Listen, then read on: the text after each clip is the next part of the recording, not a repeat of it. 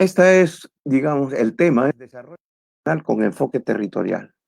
Entonces, remontándonos nosotros a esta realidad que ahora tenemos, lo primero que tengo que compartir con ustedes es algo a lo que ya se ha referido don Julio Torres, y tiene que ver con este tema de que somos actualmente una sociedad que tiene una larga historia de muchísimos años, de largos 15.000 años, en la formación, ocupación, organización, desarrollo de conocimientos, adaptación de todos los lugares de la cordillera de los Andes. Y esa sucesión de culturas ha ido impregnando una capacidad de entendimiento, diálogo y articulación entre la dinámica de la sociedad y la dinámica de la naturaleza de montañas. Y esta heredad que hemos ejercido no necesariamente es comprendida por toda la población de los 33 de habitantes que somos en el Perú.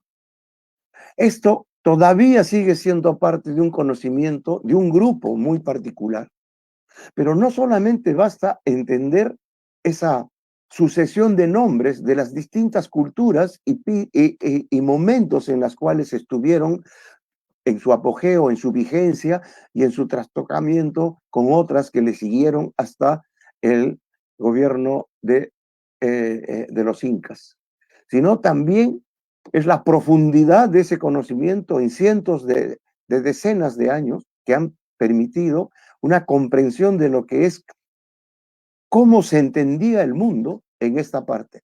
Y ese aporte que es de carácter planetario ha merecido que nos reconozcan como una de las 7 culturas civilizatorias en la formación de la sociedad actual, junto con Grecia, con la India, con la China y así. Pero nosotros no tenemos ese orgullo de formar parte de este asunto. Todavía sigue siendo parte de las literaturas, de los temas especializados, cuando debería ser la vivencia constante de que este es una manera de entender y de vivir en las relaciones con la sociedad. Y esta manera de vivir se ha ido desarrollando a lo largo de muchísimos años, pero se vio interrumpida con la conquista del poder colonial español y que incorpora una matriz de entendimiento con la mirada de la extraversión, sacar lo máximo de riqueza para transportarlo a España.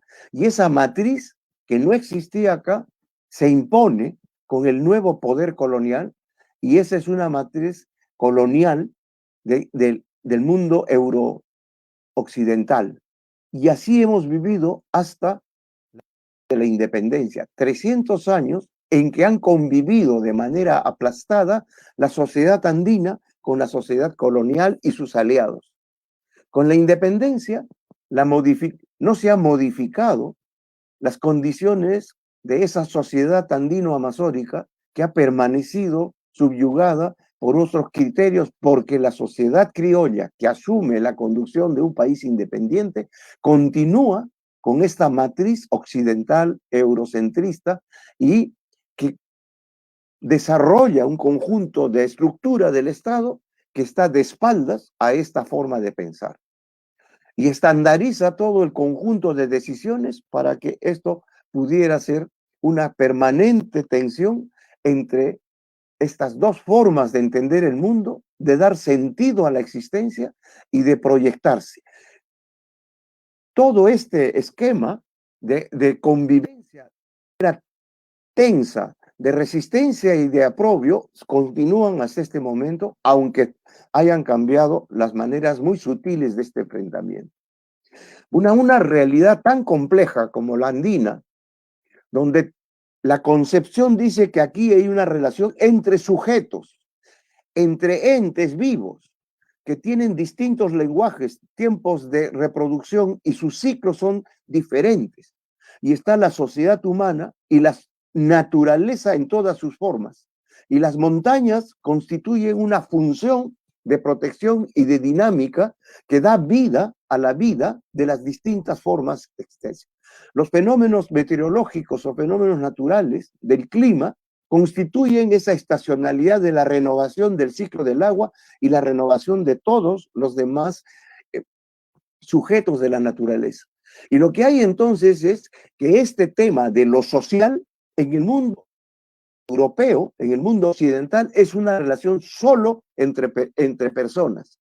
En el mundo andino y amazónico es una relación entre sujetos, entre todos los sujetos entre sí y todos los humanos entre sí y los humanos con los múltiples sujetos de la naturaleza.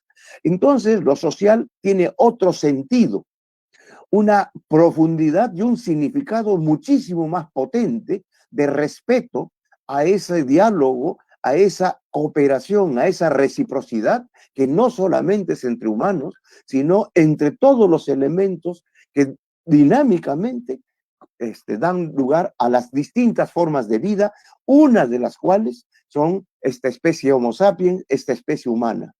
Y esa cosmovisión y este entendimiento de la interdependencia, de la reciprocidad, de la complementariedad, no solamente entre los humanos que trabajan en distintas actividades, sino de las distintas formas de relación con la naturaleza, es lo que no se entiende y no es. Y esa multiplicidad de relaciones, en cada momento, en cada estación y en cada lugar, en cada generación, es interpretada por el sentido que tiene la vida de los humanos en la naturaleza, en la Pachamama y en el planeta.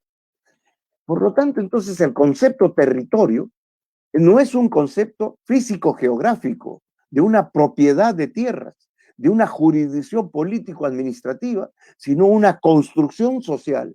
Es decir, la sociedad humana transforma en su relación con los distintos sujetos de la naturaleza un hábitat que le permita vivir en respeto a las dinámicas de los ecosistemas y en coherencia con la estacionalidad, las estaciones que tiene la lluvia y todos los fenómenos meteorológicos. Esta construcción social no es posible si es que no hay naturaleza y sociedad. Si no hubiera sociedad humana, la naturaleza estaría plenamente, pero no hay posibilidades de tener sociedad humana sin la naturaleza. Es una relación indisoluble y por lo tanto la vida de la sociedad es una permanente construcción del territorio porque va definiendo los grados de intervención en su presencia y en su constante interdependencia con todos los elementos de la naturaleza. Y entonces, territorio no es igual que naturaleza. La sociedad humana está dentro de la naturaleza, pero la inteligencia nos ha permitido ser diferentes de los otros elementos, de los otros componentes, de los otros sujetos de la naturaleza. Y esa inteligencia nos permite reconocer la única especie que sabe, que es inteligente, que tiene memoria, que acumula experiencia, que transforma porque tiene conocimientos, habilidades y actitudes, y establece relaciones societales porque se sabe que es una especie gregaria, que su realización individual depende de la coherencia de su relación social. Y ese tipo de verdades a veces las abandonamos y pensamos ahora que es una especie súper privilegiada que trata al resto de la naturaleza y en el mundo en el que vive, ¿no? No como un universo, sino como un multiverso. Es decir, muchos universos están en la cosmogonía andina, pero otro pensamiento nos induce a tener actitudes de sujeto y objeto. Y por eso se ha creado este verbo a explotar los recursos naturales. Vamos a explotar la riqueza de la naturaleza. Cuando la convivencia significa permisos simultáneos para poder vivir en la interdependencia dentro de la cadena trófica, dentro del conjunto de elementos que la vida nos está dando. Entonces, este enfoque de territorio difiere mucho de ese que solamente es jurisdicción político-administrativa. El territorio supera eso y eso es lo que nosotros pensamos que debería irse reconociendo en esta tarea que estamos ahora conversando. ¿Qué es el territorio y qué significa desarrollo territorial? Y no estamos hablando del desarrollo de la jurisdicción, sino la jurisdicción llegó después del establecimiento de los territorios en las sociedades que nosotros tenemos, así seamos herederos de una cultura criolla, o digamos en nuestras propias sociedades, maneras de pensar occidental. Pero en la base tenemos esa matriz andino-amazónica que queremos. Pero nosotros no estamos en cualquier parte del mundo, estamos en una realidad definida, marcada por la imponente cadena montañosa de los Andes. Este es nuestra realidad y eso marca el conjunto de saberes, conocimientos y habilidades que a lo largo de 15.000 años se han ido instalando y todavía no desaparecen, y felizmente que no desaparecen, porque eso es un aporte para el mundo completo de esa calidad de conocimientos a tal nivel de densidades que nos ha permitido hasta ahora sí.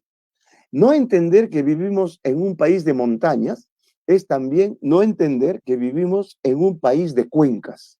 Las montañas, por el ciclo hidrológico, escurren desde las partes altas hacia las partes bajas, y entonces definimos la vertiente occidental, la vertiente oriental y los valles interandinos, que definen que están marcados por los pisos altitudinales, por la pendiente, por la inclinación.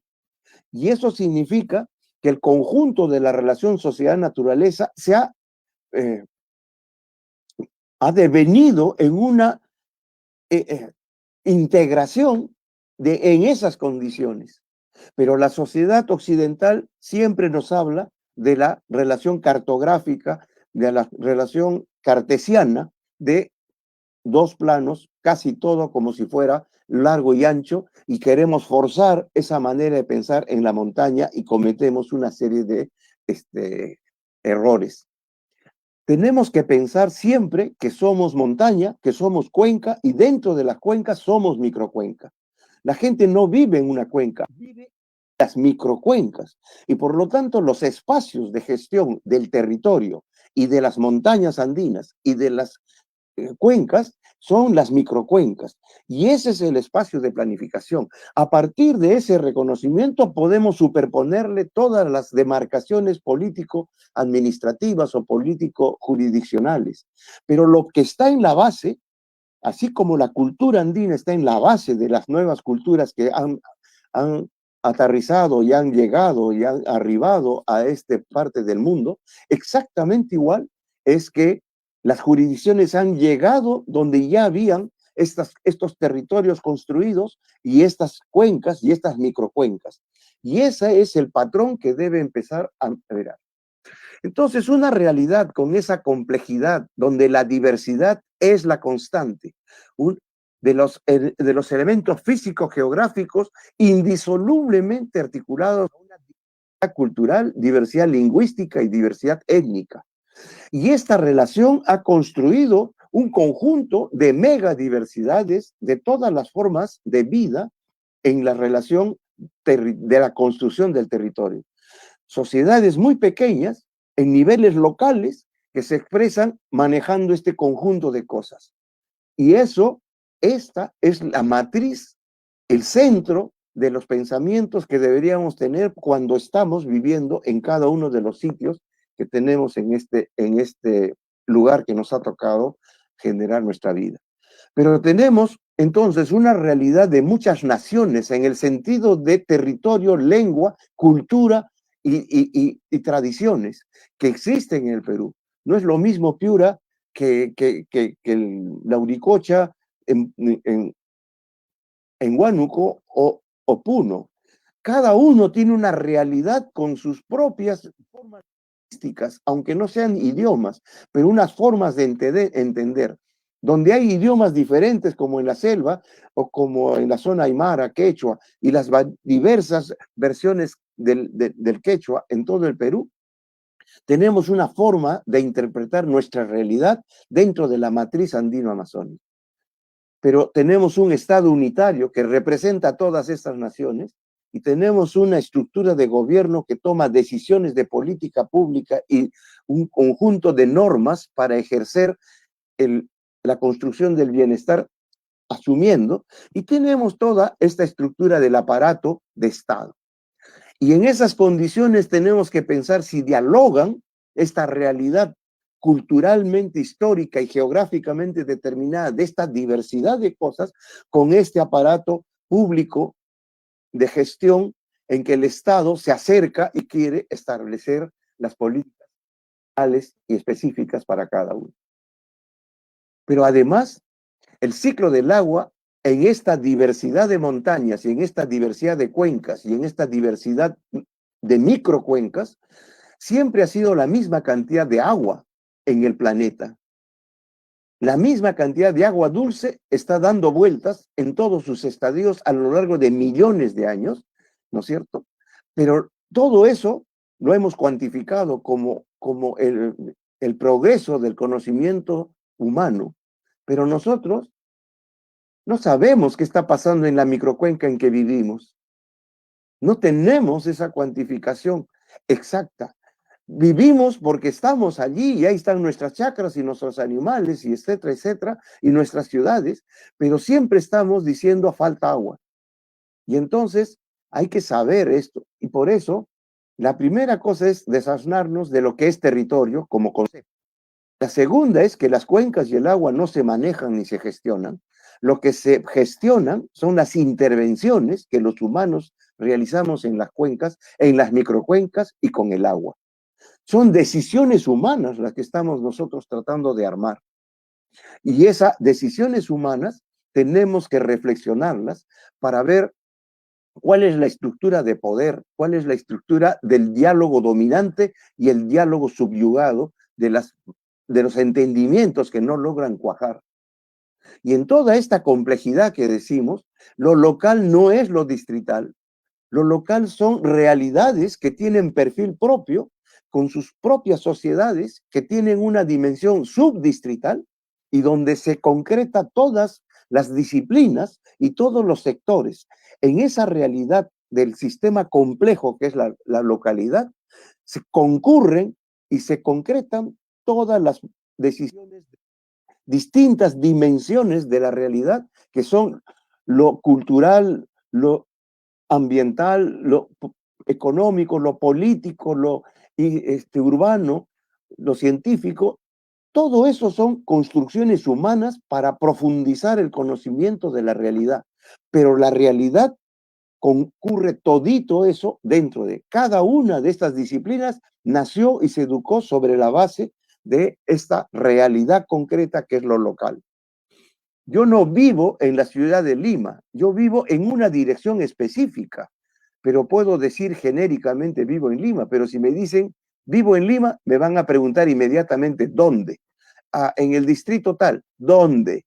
En la calle tal, ¿dónde? Exactamente igual es este concepto de uku, adentro, adentro, hasta donde yo esté ubicado y pueda reconocer el mundo que yo tengo en mi entorno, cual vivo, trabajo, hago agricultura, ganadería, artesanía, etcétera. Eso es lo local. Y entonces, esa localidad, nosotros tenemos esta realidad en el último censo. Tenemos 38 millones de hectáreas de agricultura, de tierras de uso agropecuario. 42% de esas tierras, casi la mitad, está en gestión comunitaria, tanto de comunidades campesinas como de comunidades amazónicas. Pero todavía eso crece mucho más porque estamos dispersos en todo el Perú. La dispersión ocupa todas y cada uno de los lugares de esta geografía que nos ha tocado. Pero también hay otras formas que, no teniendo elementos comunitarios, sí se autodefinen como unidades territoriales, como los pueblos, los centros poblados, los caseríos, etcétera, como nombres tienen distintos.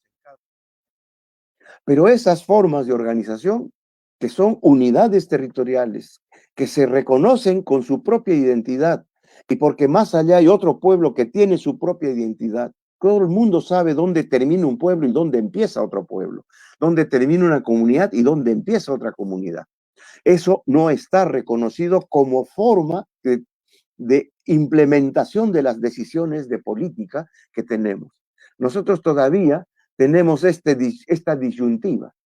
La agricultura en el Perú, la que reconocemos permanentemente es la agricultura moderna, industrial y agroexportación, está cuantificada, localizada y tenemos todas sus cuentas allí. Pero lo que le llamamos la agricultura familiar, empezamos todavía a tener dudas entre unidades agropecuarias con las unidades familiares de productores independientes y con las unidades de comunidades que tienen familias, que tienen relaciones de cooperación, de reciprocidad, de complementariedad, y que es una agricultura de distintos pisos ecológicos a partir de acuerdos sociales y que tiene otra matriz de hacer agricultura y hacer economía. Y esto todavía sigue siendo una incógnita, de manera que en la universidad no enseñan todo esto, enseñan solo la agricultura del nivel 1 que está acá. Las otras se aprenden en la práctica, se aprenden tratando de armar, pero muchas cosas son lo que dicen, cuál es el área y cuántos agricultores no sabemos aquí. Todo el mundo y gran parte del presupuesto de la inversión se va en fortalecer las capacidades de estos organismos, de estas formas de organización en todo nivel, público, privado, empresarial y de la sociedad civil. Pero nosotros no estamos induciendo a fortalecer esos acuerdos que se toman para la gestión del territorio. Cada una de estas instituciones tiene misión que cumplir, tiene un POA, tiene un plan multianual, etcétera. Y cuando hacen acuerdos, eso no se traspasa, no se traduce, no se incorpora en los POAs y entonces los acuerdos no se fortalecen. Y un proceso de construcción del territorio es un proceso de fortalecer los acuerdos entre los actores, no de vivir independientes, sino reforzando ese tipo de acuerdos, de arreglos sociales, que son los que permiten construir paisaje, construir armonía y construir esta relación indisoluble de organizaciones, y la gobernanza es posible por la gestión de los acuerdos, y solamente la gestión de los acuerdos nos puede llevar a una futura situación mejorada que la anterior y por la cual estamos. Una cuenca es una realidad compleja, con múltiples pisos y con múltiples realidades a su interior. Y esa realidad debe ser entendida porque el agua es el que vertebra todo este espacio, pero no lo vertebra linealmente en esa situación de el eje central y los ejes laterales. Es en cada realidad de estas microcuencas donde se concreta la vida y la dinámica del ciclo del agua y todos los ecosistemas y las actividades humanas. Nosotros nos hemos acostumbrado a mirar el eje central del curso de aguas, pero no estamos mirando la importancia de los cursos laterales, de las microcuencas que escurren al colector central. Esa falta, esa debilidad del entendimiento de la montaña, de las cuencas y de las microcuencas, donde viven y trabajan las sociedades y los distintos grupos de actores, eso tiene que ser reemplazado. Nosotros tenemos una realidad que es esta, que siempre estamos haciendo desde la sociedad occidental y desde la gran parte de nuestra funcionarios, de todo el equipo de la administración pública. Miramos la cuenca de abajo hacia arriba hasta donde alcanza nuestros ojos y por lo tanto nuestra actividad está en la cuenca baja. Pero no estamos mirando la parte complementaria que es de abajo hacia arriba y de arriba hacia abajo. Cuando nos ubicamos en la parte alta, en sí miramos las microcuencas primero y luego vamos en el curso del agua mirando la parte baja y por lo tanto la corresponsabilidad de estas dos miradas. Por lo tanto, entonces, nosotros tenemos que romper esta hegemónica concepción de la cultura organizacional, que es una concepción centralista, autoritaria y vertical. No lo digo yo, esta es la cultura que hemos establecido en toda nuestra arquitectura organizacional, tanto en la empresa privada, en las organizaciones gremiales, como también en la administración pública. La directiva es el que vertebra de manera vertical las decisiones de los demás y los demás están a la expectativa del buen proceder y la discrecionalidad.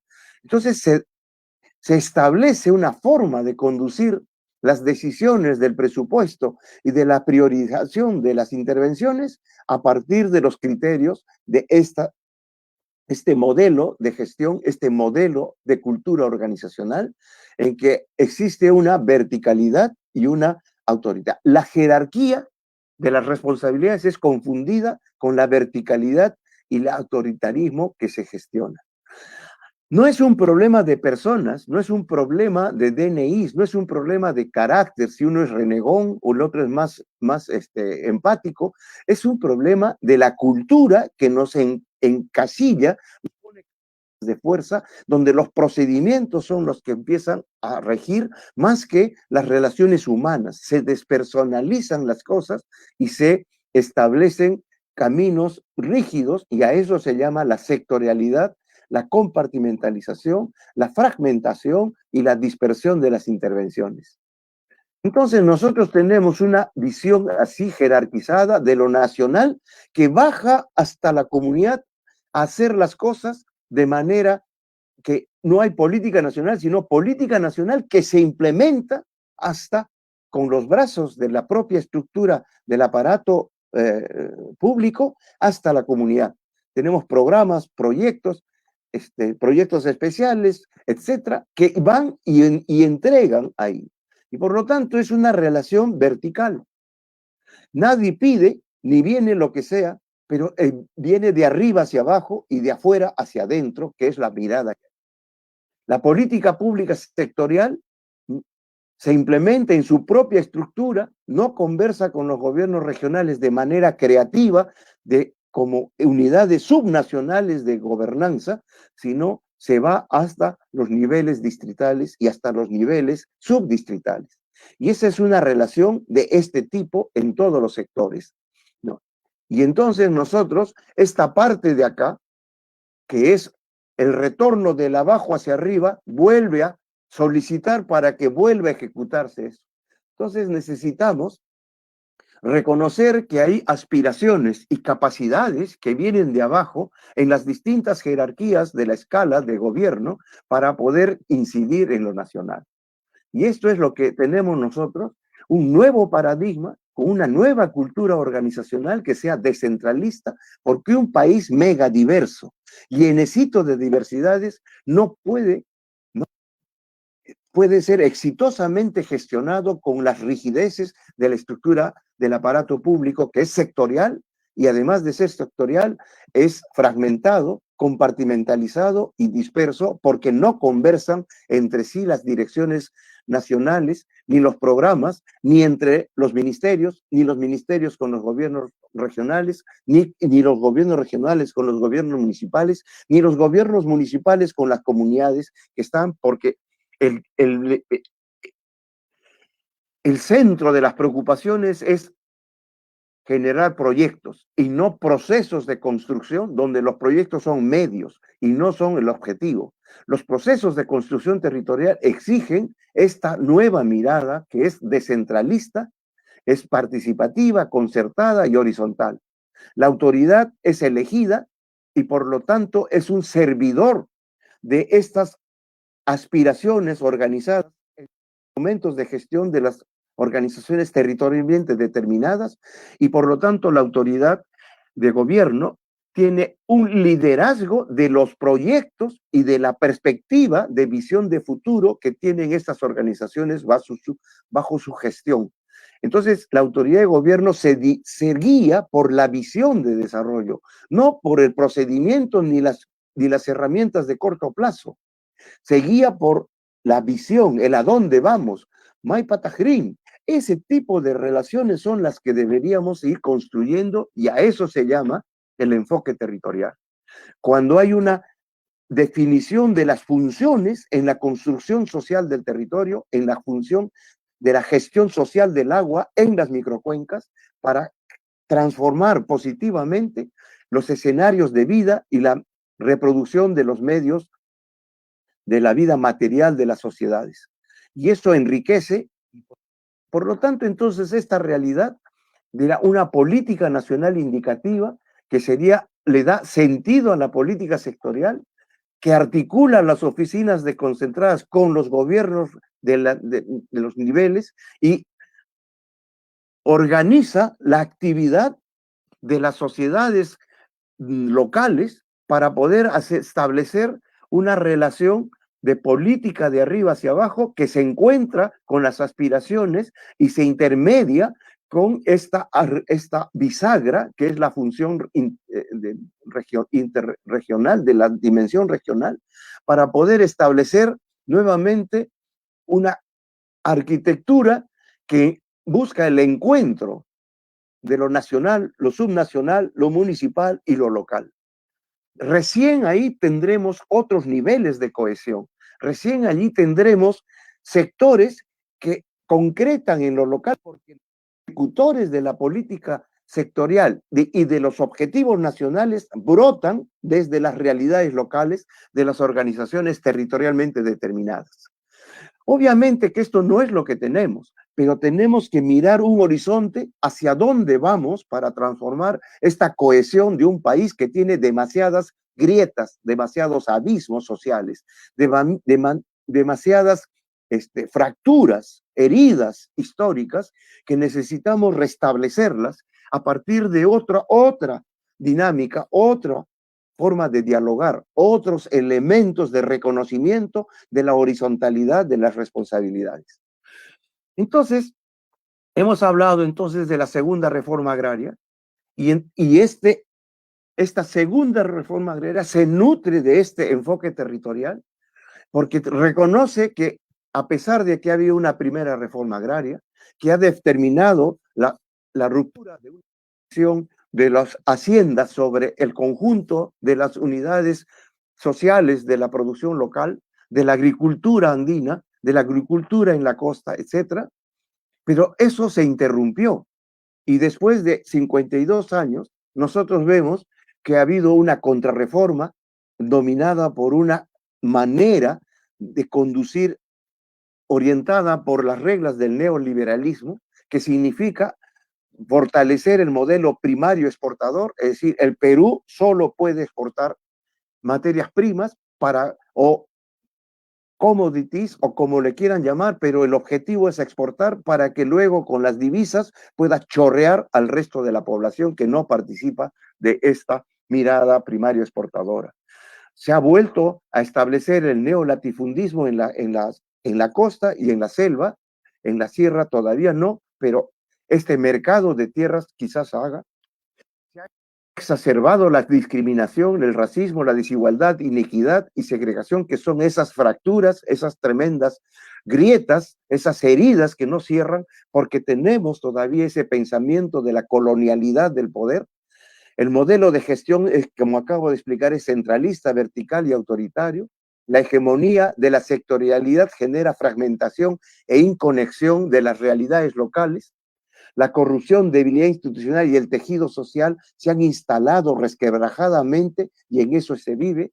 El gran deterioro ambiental y la dinámica de los ecosistemas en contextos de cambio climático están en una situación de emergencia y tenemos unos altos niveles de contaminación. Si no, ustedes fíjense en su ciudad y en su lago y se darán cuenta cómo está el mar y cómo están los otros ríos y cómo están los suelos, etcétera, etcétera. Entonces, esto ha dado que tengamos que mirar que se ha cumplido críticas con la primera reforma agraria, pero se han quedado inconclusas y hay que volver a mirar la situación en que la agricultura, por su dispersión, por su cobertura en todo el país, en todas las formas en que ésta se expresa, tiene un nivel nacional y es por lo tanto el sector o la actividad agraria es la que puede ser el pivot, el articulador de la territorialización de los otros sectores a partir de las unidades territoriales de producción y de los productores, de los antepasados ahora actualmente organizados en unidades, como de los nuevos pueblos que también se han organizado en formas colectivas de tomar decisiones para su bienestar.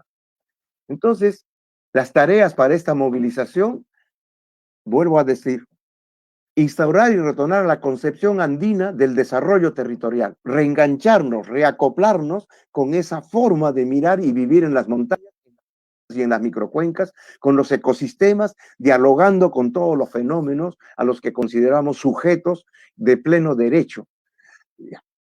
Asumir la descentralización desde la movilización de las bases sociales.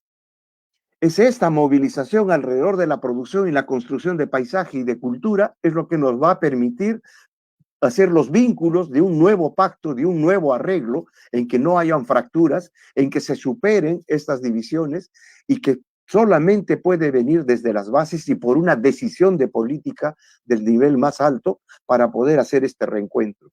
Articulación de la base territorial con una red de caminos vecinales y multimodales.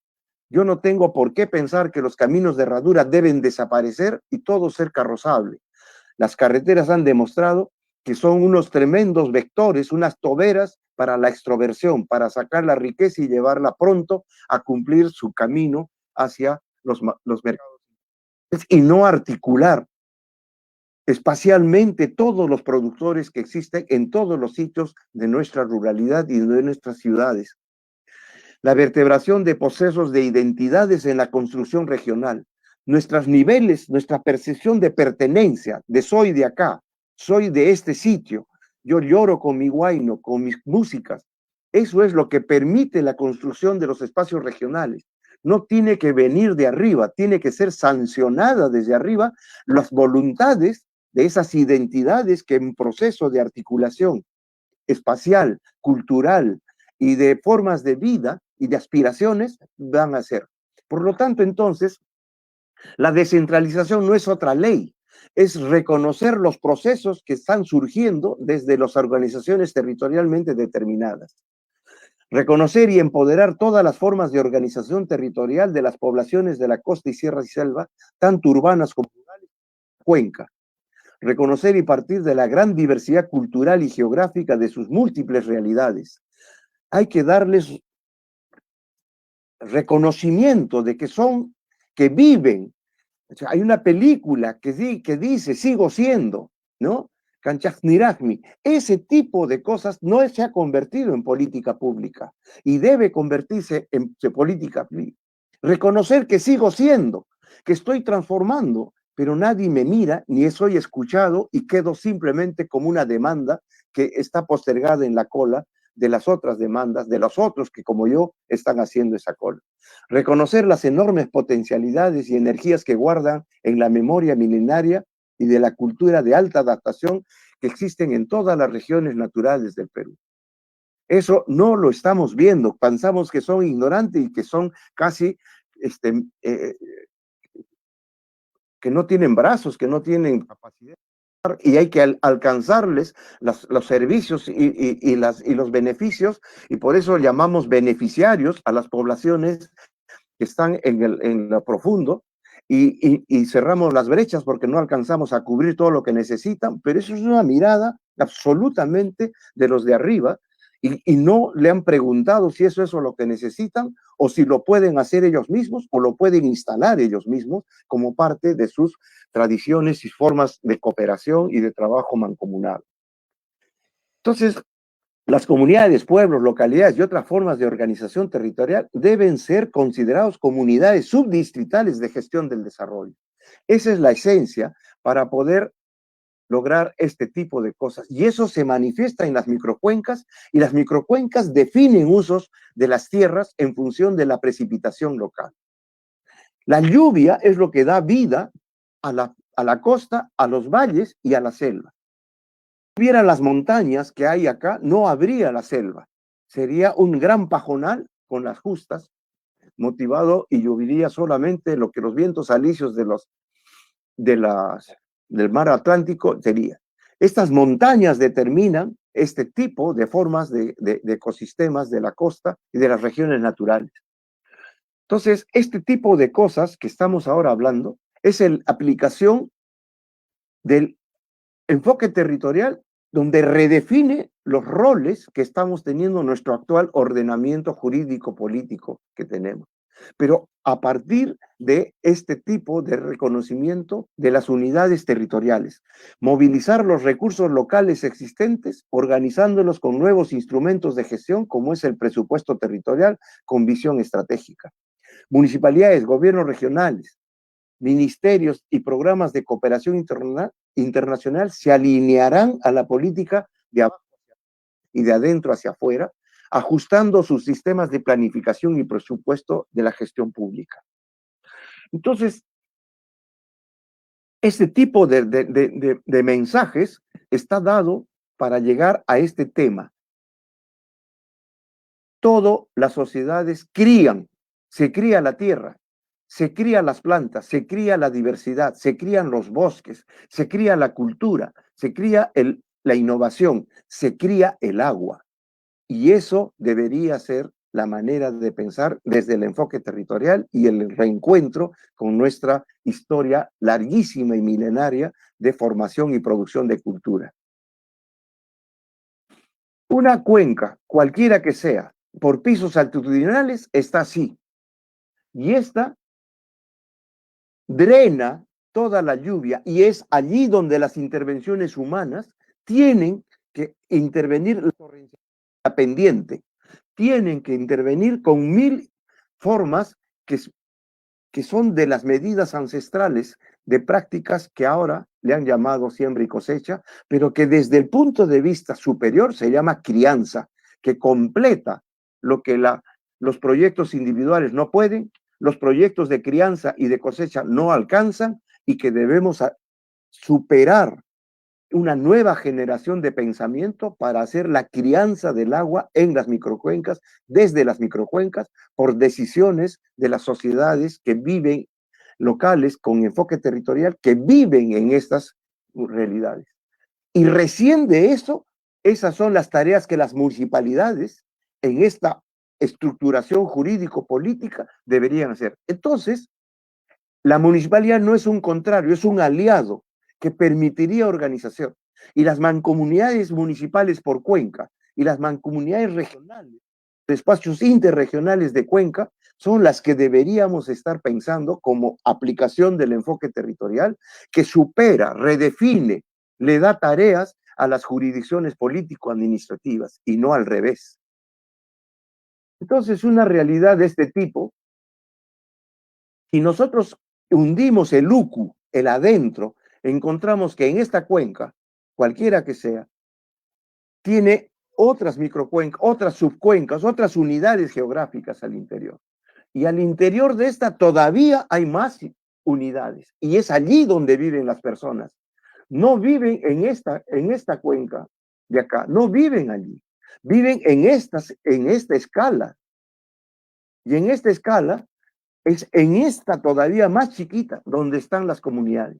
Entonces, en esta comunidad, cualquiera que sea, no importa, vamos a decir, se llama Cuchuquesera y se tuvo que retirar por la construcción de la presa, que es el vaso regulador del sistema del proyecto Río Cachi, que debe irrigar 14.000 hectáreas y dar agua a 350.000 personas que viven en la ciudad de Ayacucho.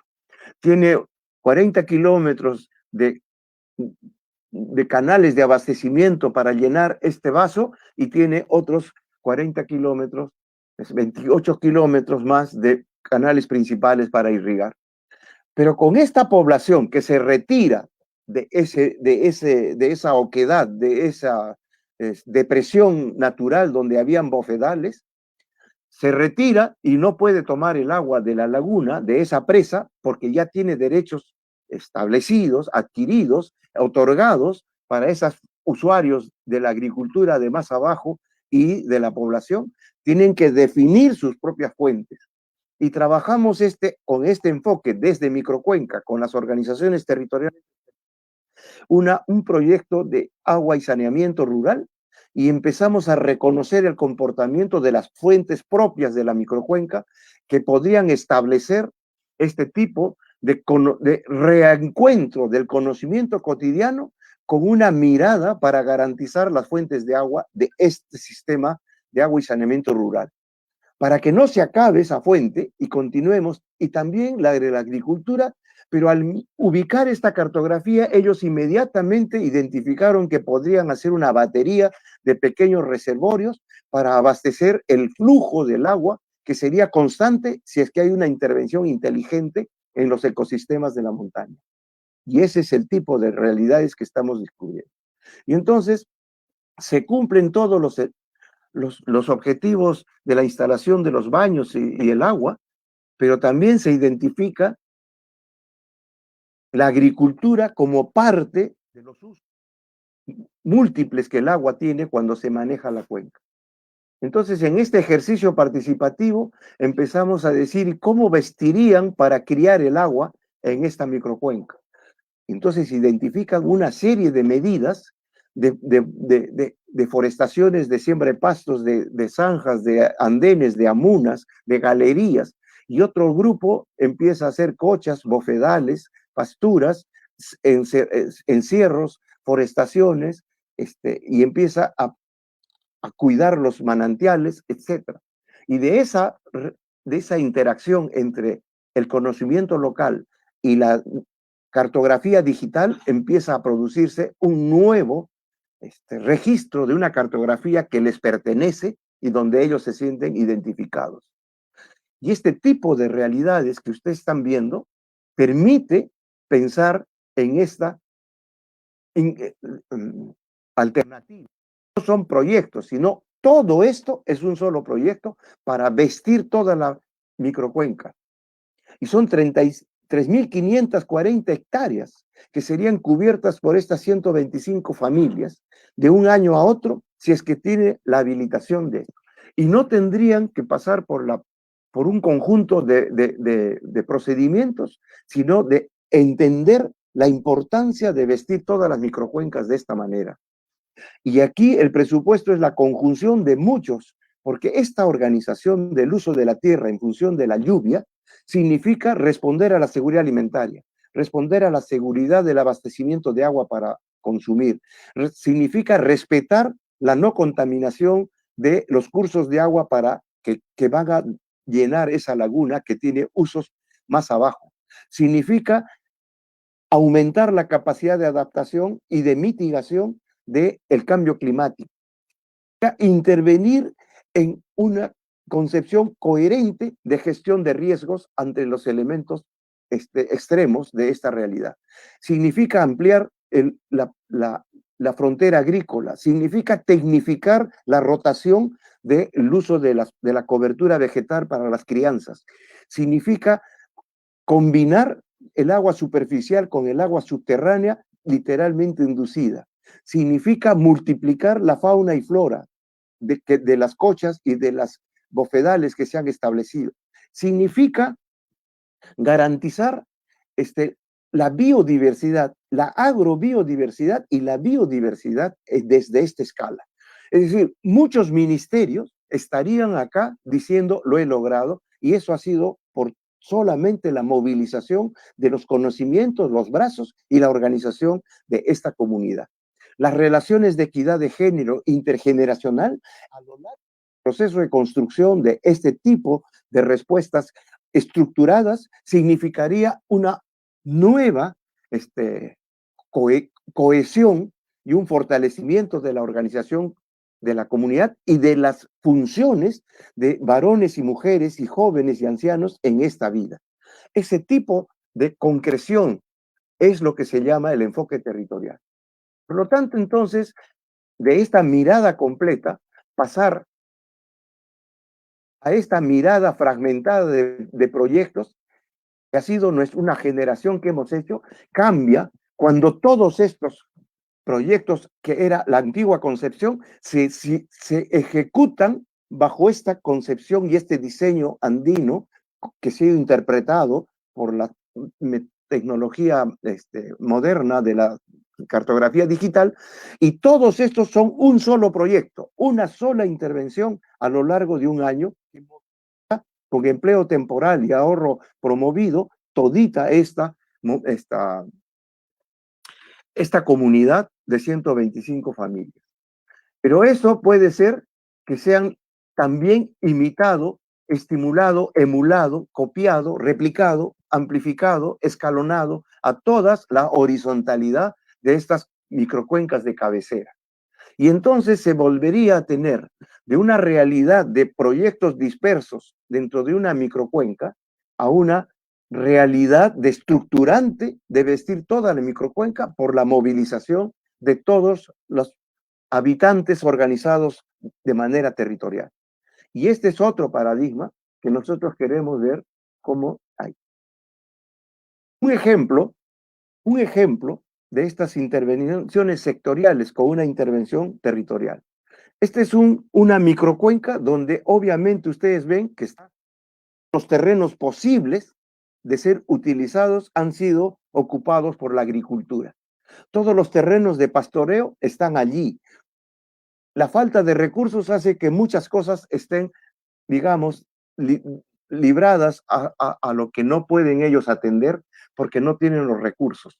En esas condiciones llegan arreglos, de decir la rotación, la fiesta, la planta patronal, el conjunto de cargos, el conjunto de arreglos para el reparto de agua, la semilla, los intercambios entre los distintos pisos que ustedes están viendo acá. Pero llega un proyecto de fitotoldos traído por algún programa, sea público o sea de una ONG, y establece que puede en esta comunidad dar hasta 7 fitotoldos. Y en el mejor de las intenciones, lo que siembra es una diferenciación entre las familias. Beneficiados de este fitotoldo y los no beneficiados de este fitotoldo. Y entonces los que aspiran a tener fitotoldos tienen que organizar su economía de otra manera. Y entonces aquí, sin querer queriendo, se estableció, porque vino de afuera adentro, un conjunto de temas controversiales, de llegar a desacuerdos y diferenciaciones dentro de ellos que además de los que ya tenían antes en su vida cotidiana, se fomentan otros. Y entonces ese tipo de miradas es porque hay decisiones que no entienden la lógica local, no hacen la consulta previa, no hacen la mirada de las contribuciones que pueden hacer y no son las mismas comunidades los que lo ejecutan, sino son otros los que lo ejecutan. Si hubiera sido un acuerdo y se hubiera ejecutado con acuerdo de asamblea y la selección de los beneficiados para cada de estos 7 fitotoldos, podría haber habido distintas otras decisiones que podrían haber sido muchísimo más democráticas y amplificadas para todos. No repartiendo y partiendo los estos, sino con una estrategia que mire las bondades de este tipo de tecnologías para el conjunto de las familias que están acá. Entonces, ¿pero qué pasa si se instala una mina también de arriba sin haber hecho la consulta? No hay un enfoque territorial en la mina, hay un enfoque absolutamente sectorial y absolutamente de la responsabilidad nacional. Y entonces la controversia que se va a producir acá es muchísimo más dramática y no se entiende que es un choque de culturas, de formas de organización, de estrategias de vida, de ocupación del suelo, de las funciones que se estaban estableciendo. Y no digo que esté mal, te digo que no debe llegar así. Debería haber todo un proceso de arreglos sociales de los nuevos actores que van a intervenir en la dinámica de la pervivencia, de la vitalidad de la microcuenca, de tal suerte que pudiera haber una definición de corresponsabilidad. Cuando digo enfoque territorial, los involucra a todos, los que son y viven y los que trabajan y están. Ese tipo de enfoque tiene que ser. Allá que los arreglos no sean o sí sean, no depende de una decisión vertical. Debe llegarse a acuerdos y por lo tanto de corresponsabilidad y de compensación de esas tremendas afectaciones que podrían haber o que no podrían haber, con compensaciones que son conversadas y que permiten ver el futuro. Entonces, ese tipo de cosas requiere una armonización de todos los instrumentos de gestión, en todos los sentidos, de tal manera que la jerarquía de los niveles de la organización, ¿no es cierto?, de los niveles nacional, regional, municipal y local estén absolutamente integrados. Esa haz de Cuchuquecera, que haría lo que les he mostrado del proyecto de agua y saneamiento, tendría que ser parte del esquema de Seda Ayacucho, que es por competencia la empresa que presta servicios a toda la ciudad, pero el agua, como ustedes ven, está cerquita de la haz de Cuchuquecera. Y por lo tanto, entonces, en Cuchuquecera, dijeron, el agua sirve para la agricultura, para los ecosistemas, para la naturaleza, para las festividades y para el agua potable y para no contaminar. Y por lo tanto, entonces, se evoluciona de una mirada sectorial a una mirada integral de múltiples usos del agua. Y este es el nuevo arreglo de lo que podrían ser la aplicación de un enfoque territorial desde los niveles, pasando por los niveles municipales, la mancomunidad municipal de Cuenca, los gobiernos regionales y las mancomunidades regionales para poder articular y compensar el conjunto de dinámicas que están estableciendo la calidad de vida y recién a partir de eso establecer la competitividad territorial para ver qué cosas podemos vender afuera o qué cosas necesitamos estar acá dentro. Y aquí me quedo, pero les quiero solamente mostrar de que hay una herramienta que se llama el presupuesto territorial y que articula el actual ordenamiento de sectores con los objetivos territoriales de cada unidad de gestión, de gobernanza. De tal manera que cada actor institucionalmente establecido por los ministerios pueda entender en cuánto contribuye al logro, al, al alcance, a los objetivos territoriales establecidos en este ámbito. Y esto se puede hacer y no quedarse solamente en los avances financieros y los avances físicos, sino la contribución cualitativa a los indicadores de calidad de vida, de felicidad, de organización, de armonía, de recuperación de los ecosistemas, de indicadores de adaptación al cambio climático, de mitigación al cambio climático, de indicadores de gestión de riesgos, de equidad, de relaciones de género, de interculturalidad, etcétera. Es esto lo que estamos tratando de armar desde lo local. Y entonces los escenarios ya no serán parcelados como esta cosa que estamos mostrando, sino tendrán que ser integrados. Muchísimas gracias.